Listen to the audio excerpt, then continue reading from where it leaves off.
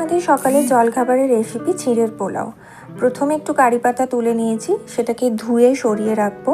তারপর আমার কাছে যে সবজিগুলো ছিল সেগুলো চপ করে নেব। আমি নিয়েছি পেঁয়াজ, টমেটো, ক্যাপসিকাম, আদাটাকে একটু থেঁতো করে নিয়েছি। তারপর কড়াই একটু সর্ষের তেল দিয়ে তার মধ্যে একে একে জিরে, গোলমরিচ, কালো সর্ষে আর কারি পাতা অ্যাড করে দেবো।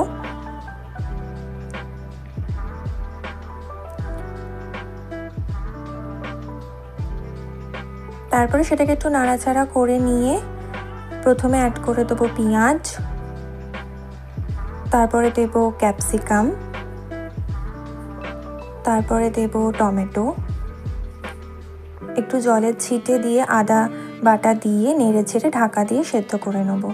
কিছুক্ষণ পর ঢাকা খুলে আর একবার নেড়ে চিঁড়েটা অ্যাড করে দেবো। চিঁড়েটা আগে থেকে আমি ধুয়ে জল ঝরিয়ে রেখেছিলাম। তারপর একটু চিনি দিয়ে দেবো, একটু নুনও এই সময় দিয়ে দেবো স্বাদ মতো, আর একটু জলে ছিটে দিয়ে নাড়াচাড়া করে নেব। আর একটু ঢাকা দিয়ে আলাদা করে সরিয়ে রাখবো।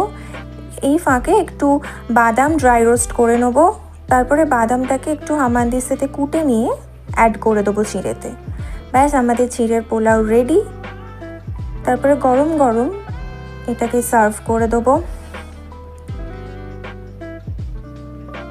ফাইনালি একটু লেবুর রস আর ঝুরি ভাজা অ্যাড করে দেবো।